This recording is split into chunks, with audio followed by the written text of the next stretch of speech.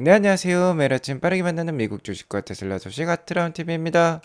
땡큐 구글 로보택시 길 열었다라는 주제로 오늘 말씀을 드릴게요. 그리고 최근 일론 머스크가 자신감에 가득 찬 발언을 많이 하고 있는데 어떤 발언을 오늘 또 했는지 알아보도록 하겠고요. 지난 6월 13일 주주총회에서 일론 머스크와 테슬라가 승리를 했습니다. 델라웨어 법정 상황은 어떤지 이 점도 알려드리도록 할게요. 3대 지수 현황부터 간략히 살펴보고 가도록 하겠습니다. 국채금리가 하락을 보여주면서 3대 지수 오늘도 상승으로 마감을 했습니다. 하지만 그 상승폭은 미미했어요. 자, 아직까지 투자자들은 PC 보고서를 기다리고 있다라고 볼 수 있겠습니다. 금요일 프리마켓 때 발표가 되죠. 한국 시간 기준으로는 금요일 오후 9시 30분이 되겠습니다. 아무래도 전월 대비 좀 완화가 예상된다라고 지속해서 말씀을 드렸는데요. 지난 CPI 지수도 좀 낮게 나왔기 때문에 기대가 된다라고 볼 수 있겠죠. 금일은 엔비디아를 비롯한 반도체 주식들이 좋지 않았습니다. 마이크론 테크놀로지도 좋은 실적을 발표했지만 가이던스가 좋지 못해서 실적 발표에 이어 7%나 하락하는 모습을 보여주었어요. 다만 최근 아마존과 테슬라는 좋은 모습입니다. 그리고 어제 20% 이상 상승했던 리비아는 오늘 1.83% 하락으로 마감을 했고요. PC 물가지표 발표를 기다리는 가운데 연준의 첫 금리 인하 시기로 유력하게 제시되고 있는 9월달 금리 인하 확률은 64.1%로서 어제보다는 소폭 올랐어요. 11월달 금리 인하 확률은 77%로서 연내 한 차례 정도의 최소한의 금리 인하는 예상이 되고 많게는 두 차례까지도 예상이 되고 있는 상황입니다. 자, 일단 최근 엔비디아의 상승세가 좀 주춤한 상황이에요. 오늘도 1.9% 하락을 했는데요. 자, 아직까지 추세선은 살아있다라고 볼 수 있겠습니다. 뭐 아직까지 데드크로스가 나온 것은 아니에요. 데드크로스가 나오면 알려드리도록 하겠고요. 자, 이런 상황에서 테슬라는 우상향하는 좋은 모습을 보여주고 있습니다. 자, 하지만 오늘 200불을 뚫어내지는 못했어요. 아직까지는 상방으로 좀 더 열려 보이는 듯한 차트를 보여주고 있고요. 단기적으로 뭐 하락을 하더라도 170불 때는 어느 정도 강력한 지지 라인을 형성하고 있다라고 말씀을 드릴 수 있을 것 같네요. 반도체가 주춤한 가운데 테슬라와 아마존과 같은 뭔가 경기 민감주들이 요새 힘을 내면서 나스닥이 계속해서 좋은 모습 보여주고 있습니다. 달리는 말에서 일찍 내려올 필요 없다라고 제가 지속해서 말씀을 드리고 있죠. 나스닥 역시 이렇게 데드크로스가 나올 수 있으니까 데드크로스가 나오면 알려드리도록 할게요. 테슬라의 주가 상승세가 지속되는 가운데 다음 주에 중요한 이벤트를 앞두고 있죠. 바로 2분기 딜리버리 발표가 되겠는데요. 7월 2일 화요일장이 되겠습니다. 아마도 한국 시간으로 화요일에서 수요일로 넘어가는 자정에나 발표가 될 것 같은데요. 화요일장이 많이 다이나믹해질 것으로 판단이 됩니다. 현재 시장 컨센서스는 44만 대 수준이고 대부분의 전문가들은 41만 대에서 42만 대 사이를 예상을 하고 있어요. 요즘 테슬라 주가와 PER 지수는 자동차 판매량과 별개로 움직이는 듯한 모습이긴 하지만 자, 이날만큼은 시장 컨센서스를 하회를 한다라고 하면은 주가가 좀 흔들릴 수도 있다라는 점은 염두에 두시기 바라겠고요. 물론 테슬라가 얼마나 수치를 발표할지는 모릅니다. 워낙 1분기 때 약했기 때문에 뭐 좀 더 나은 숫자가 나올 수도 있겠죠. 자, 하지만 AJ님의 분석을 보면 41만 대 수준이 좀 맞을 것 같아요.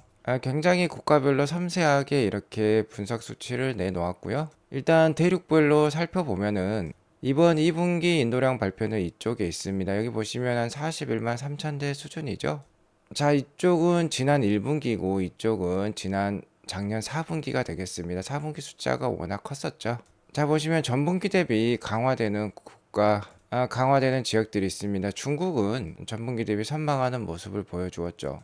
자, 미국도 마찬가지입니다. 미국도 전분기 대비 상당히 올라오는 숫자가 예상이 되고 있고, 뭐 제3세계라 해야 될까요? 아시아라든지 중동이라든지 호주라든지 이런 것도 전분기 대비 좋은 숫자가 기대가 되고 있습니다.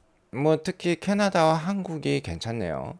자, 하지만 약한 고리가 있었으니 바로 유럽이 되겠습니다. 유럽이 오히려 1분기 대비 2분기가 빠지는 모습이에요. 아무래도 기가 베를린 공장에 근처 변전소 화재도 있었죠. 그리고 독일 같은 국가에서 보조금이 취소가 되면서 판매량이 좀 줄어든 것 같습니다. 그러니까 유럽의 약세가 어느 정도 약한 숫자를 좀 만들어내고 있다라고 볼 수 있겠는데요. 다만 독일을 제외하고는 다른 나라들은 좀 괜찮은 것 같아요. 여기 보시면 스페인, 네덜란드, 노르웨이, 스웨덴, 덴마크와 같은 서부 유럽, 뭐 선진 시장이라고 볼 수 있겠죠. 자, 테슬라가 가장 앞서가는 모습의 2분기를 보여주고 있습니다.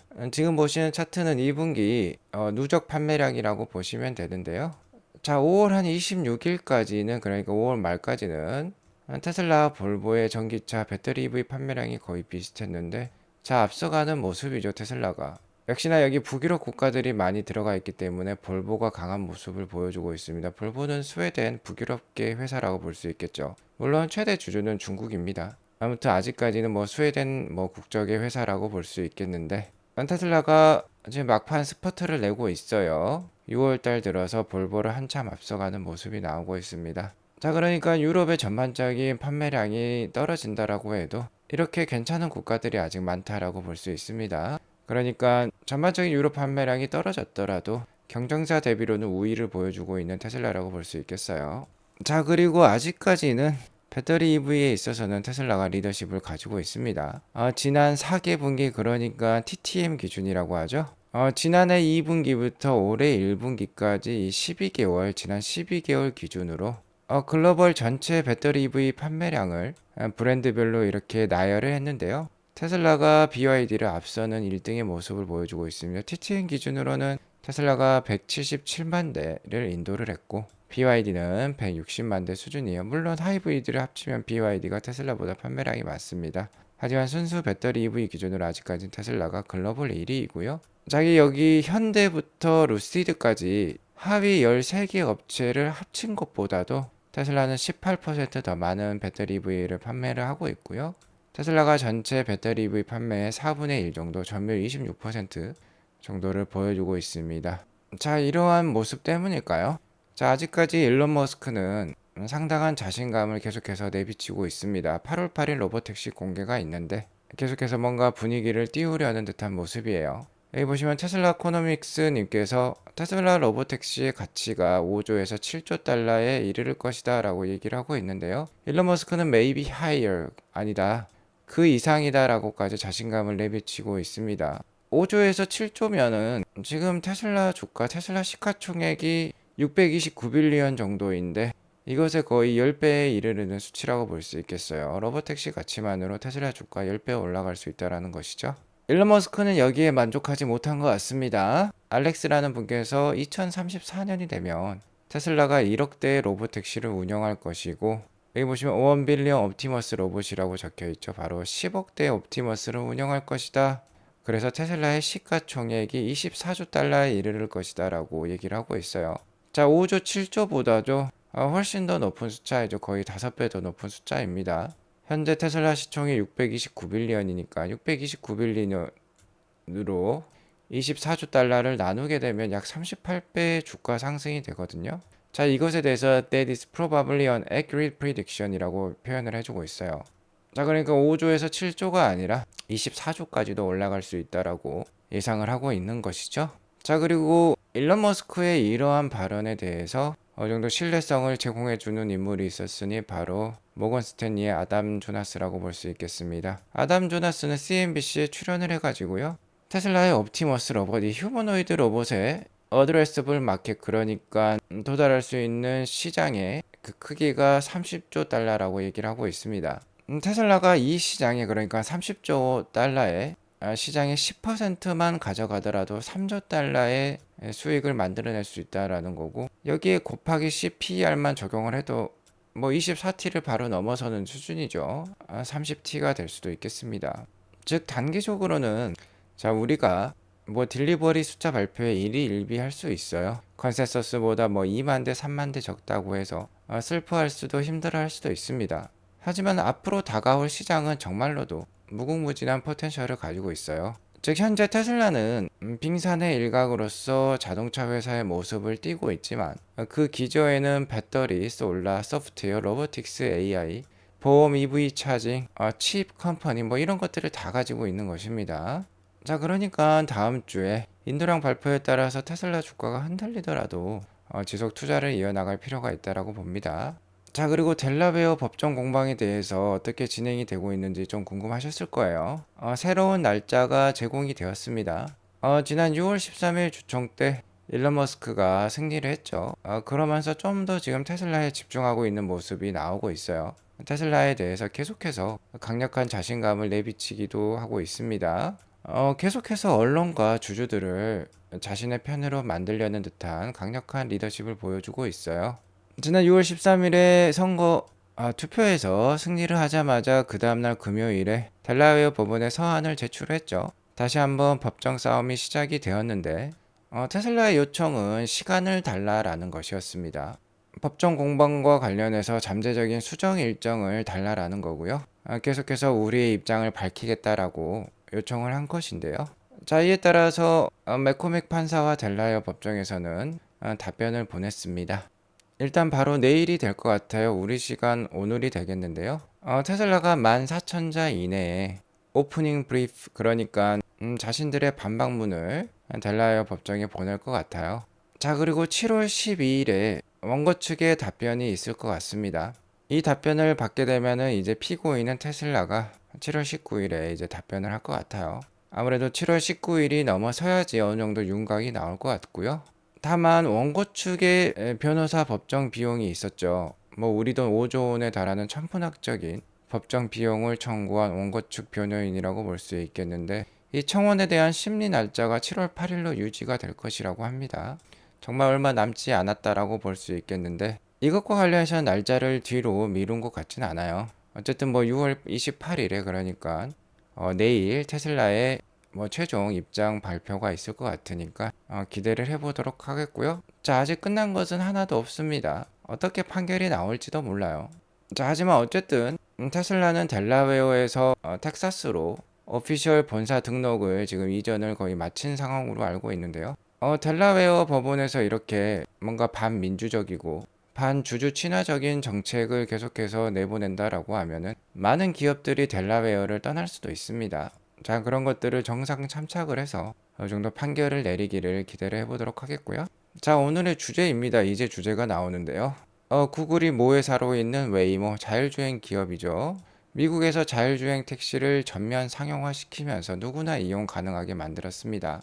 바로 6월 25일부터 캘리포니아주 샌프란시스코부터 시작을 한다라고 하고요. 자, 웨이모는 2023년 8월부터 무인 택시 최종 허가를 받은 뒤에도 제한된 수의 사용자에게만 무인 택시 서비스를 개방을 했었어요. 누구나 이용 가능한 것이 아니었습니다. 왜 그러냐면 아직까지는 기술이 고도화되지 못했다, 완성되지 못했다라고 본 것이에요. 자, 하지만 이제는 어느 도로에서도 어떤 환경에서도 자율주행을 운행할 수 있을 정도로 기술력이 좋아졌다라고 판단한 것 같습니다. 자, 그리고 로스앤젤레스뿐만 아니라 샌프란시스코뿐만 아니라 로스앤젤레스나 피닉스, 오스틴에도 로보택시를 운영한다라고 하는 웨이모예요. 여기 보시면 기가 텍사스가 위치해 있는 데가 오스틴인데 오스틴도 한다라고 합니다. 아무래도 테슬라가 자극을 받겠죠. GM 크루즈와는 다른 면모를 보여주고 있어요. GM 크루즈는 최근에 사고가 몇 건 터지면서 캘리포니아 주정부로부터 경고를 받았습니다. 그래서 무인 택시 사업을 중단을 했어요. 하지만 웨이모는 이러한 논란에서 어느 정도 벗어나 있는 것 같고요. 자, 이는 상당히 테슬라에게 있어서도 밝은 뉴스라고 볼 수 있습니다. 이미 구글 웨이모가 테슬라의 앞길을 열어주었다라고 볼 수 있겠어요. 구글 웨이모가 이렇게 대규모 승인을 받은 가운데 테슬라가 8월 8일 로보택시를 출시를 하면 테슬라를 제재할 이유가 전혀 없다라고 볼 수 있겠습니다. 구글 웨이모보다 훨씬 뛰어난 자율주행 기술을 가지고 있는 테슬라니까 웨이모가 크게 길을 열어주었기 때문에 테슬라는 편하게 입성을 하면 되는 것이죠. 테슬라가 계속해서 뭐 FSD를 발전시키는 가운데 자, 이러한 주행 모습까지 보여주고 있어요. 여기 지금 사고가 났는데요. 자율주행 지금 손을 안 얹고 있죠. 자율주행이 유유히 사고 현장을 빠져나가는 AI 성능을 보실 수 있습니다.